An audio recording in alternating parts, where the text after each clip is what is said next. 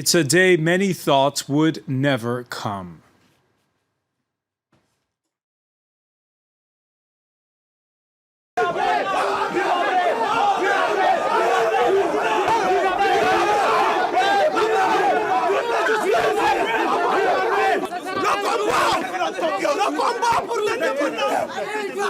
Chad's former strongman had to be forced to attend the opening day of his own trial for war crimes and crimes against humanity. Up to 40,000 Chadians are thought to have been killed on his watch, but with both political opponents and rival ethnic groups targeted at the time, the trial hopes to bring closure to victims and shed light on the murky past of a former French colony that got backing at the time from both France and the US in 2 wars with neighboring Libya. The trial, a first for the continent. The Extraordinary African Chambers, as it's called, set up by the African Union and Senegal, the country where he's been living in exile all these years. Up to now, this kind of case had been referred to the Netherlands-based International Criminal Court, accused by some of racism, for it seems only to be trying Africans. Can the court in Dakar change all that? What impact on sitting heads of state elsewhere? Today, in the France 24 debate, Africa's trial, with us to talk about it, he both fought against Hissène Habré, then served for a brief while as his foreign minister. Hissène Habré, welcome to the show. Thank you for having me. Welcome as well to Julia Wono, who's the Africa Desk editor for Internet Without Borders. Thank you for being with us.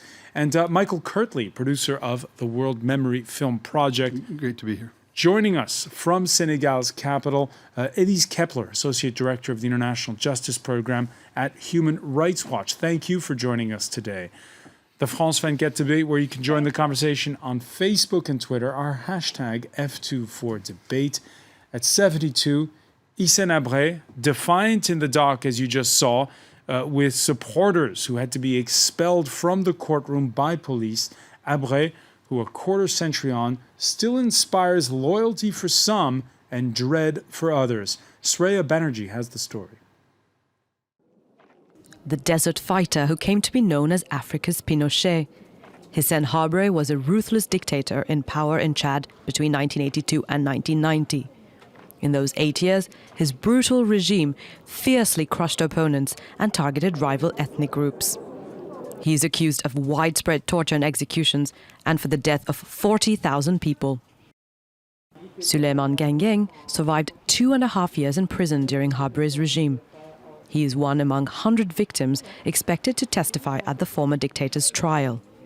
He says it was not unusual for him to see 3 to 4 deaths a day at the hands of the secret police. When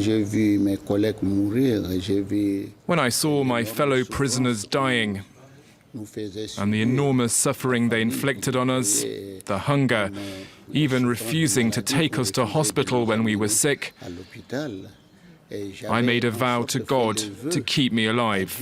That if I survived, I should not let these things pass in silence.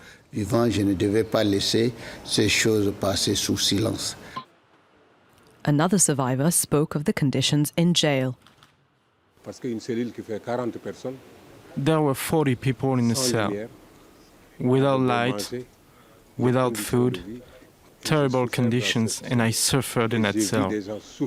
And I saw others suffering in a cell. People were dying in that cell. Habré fled to Senegal after being ousted in 1990 by Chad's current president, Idriss Déby. The African Union mandated Senegal to try Habré in July 2006, but the country delayed his trial for years. Habré was eventually arrested in 2013 after living freely in exile for 22 years. Hissène Habré, what are you expecting to learn from this trial? Well, it is a first. For the first time in Africa, we have a former head of state who is, going to be judged by an African court. I think it is a very decisive step, and as a symbolic gesture, it's very important to show to the world that the Africans are able to, deal with that kind of problem. on the other part, the situation is not very as simple as it may appear, because Habré was head of state. He was, an ally to the United States and the French. We were at the Cold War era, and at the same time, within Chad, there was a civil war going between many political factions divided along sectional lines. So it is a very complex situation, and Habré wasn't the sole, murderer and the only bad guy. But I think that symbolically, as I said, it is very important to show that a former head of state can be tried in Africa by African, and the whole process was initiated by the victims, not by the state, because the Chadian government was very reluctant in the first place to go along with the whole process, but it joined up the wagon at the last stage, but crying and kicking, if I may say. And again, you fought against Hissène Habré for years. As you were describing to us, a complex situation in Chad. You have a peace treaty with him, and you're in his government. What's it like being in his cabinet? When we hear the man described by his victims in such a way? As a head of state, Habré was a very able person. He was, don't forget that he was educated in Paris at Sciences Po, and he was a very brilliant student and very learned person. And he served in the administration in Chad in the 60s, and very experienced.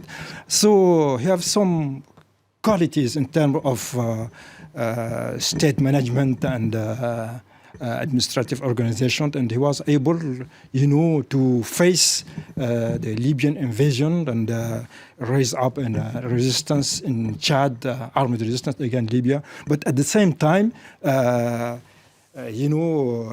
his methods was very brutal and coercive, and he did only believe in force and violence, and didn't believe on, human rights or rule of law.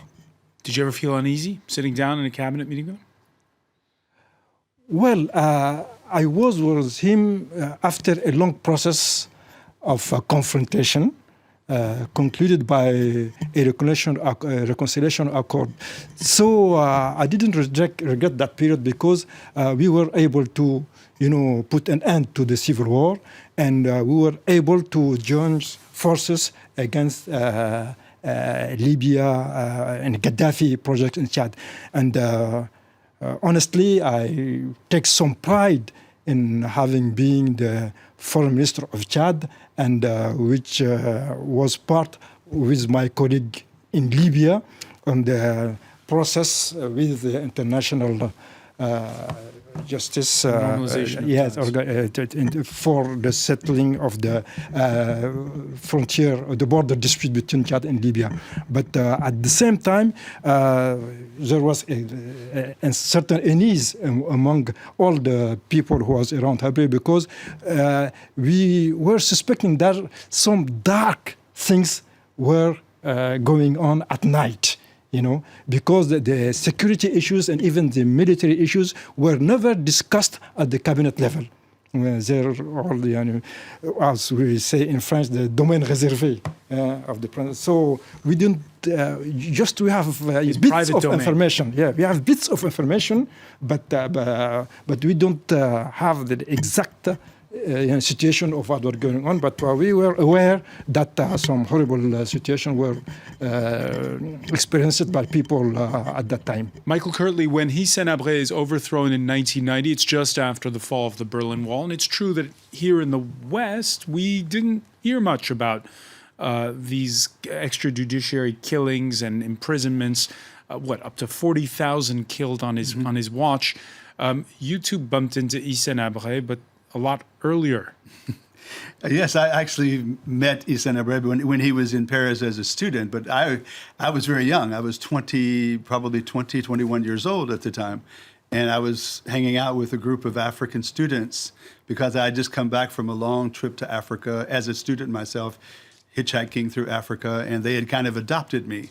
And so they took me to the Maison de l'Afrique, the House of Africa, one night. And Hissène Habré, who obviously you had no idea at that time what he was going to become, was rather charismatic, very vocal, had a kind of a family around him that listened to him. But I remember him. I remember knowing him. And when did you have a first inkling of these charges that are brought? Well, of course, I was very attached to the whole Libya question as a journalist. I interviewed Gaddafi twice, and I went to Libya several times, including after Reagan bombed Libya in 1986. And I was living in France. So if you were living in France at that time, you had to be aware of what Hissène Habré was all about, because there was the first time that we really started hearing about Habré in France was after he kidnapped a group of French people during what became known as the Affaire Clostre. A French anthropologist. Yes, French anthropologist, and other people that were kidnapped.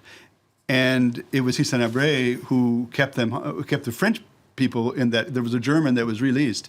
We kept the French captive for 3 years.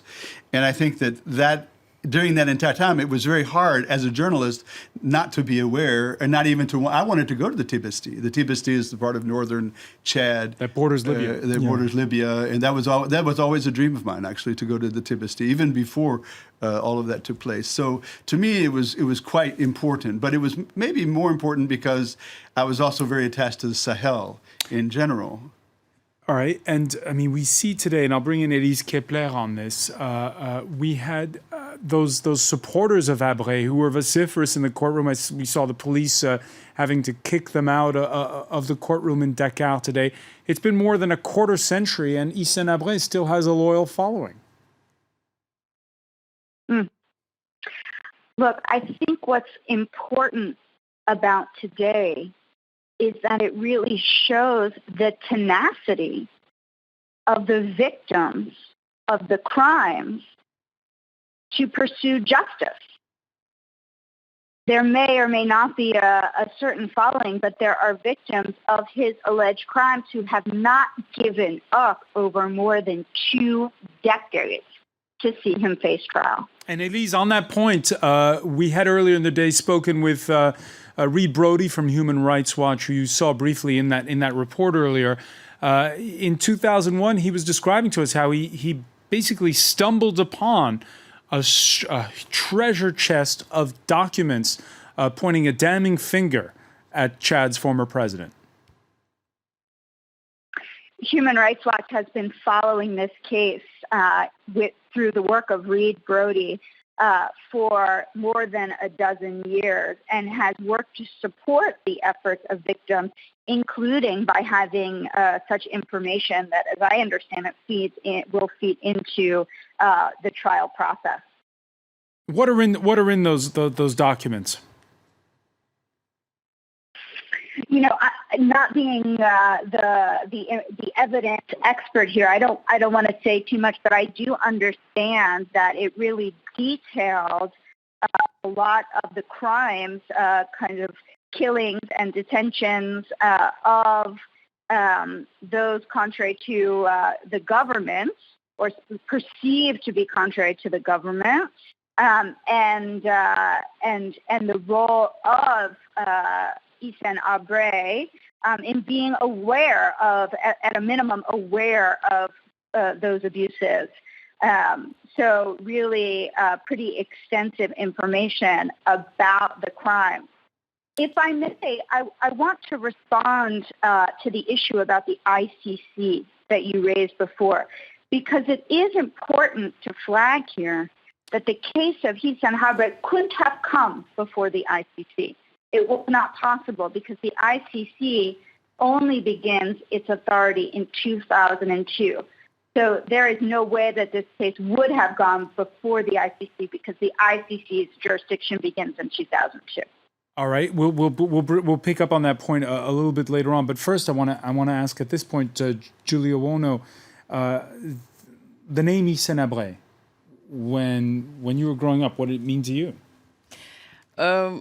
To be honest, as a young girl at the time, it was a scary name, to be honest.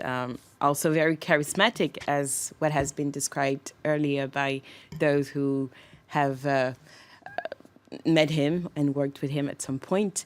But back to the present, I think what is here noticeable with this trial is there are three things noticeable. The first one, of course, is the fact that in the recent history of the continent, it's the first time that a dictator will face his victims, and I think it will probably unleash other important things on the continent regarding human rights and regarding justice. The other important characteristic that should be noted is that there really has been a cooperation between the international community here and the African community, which has not always been the case for other cases which are currently pending at the ICC. And I think that's what it's the result of the possibilities that can be achieved when heads of state, African heads of states and institutions work together with international community and by enforcing the universal competency which was used here for the case of Hissène Habré. And last but not least, let's not forget where the trial is happening. It's happening in a democracy, which is something noticeable in Africa today. And I think that's something I would like to insist on. Probably we're witnessing something very new and yes, once again, probably revolutionary in the recent history of African politics and African justice and human rights. All right, on Twitter, we have Enijo Paul saying the ongoing trial of Hissène Habré is reminiscent of the fact that African nation can do without the ICC.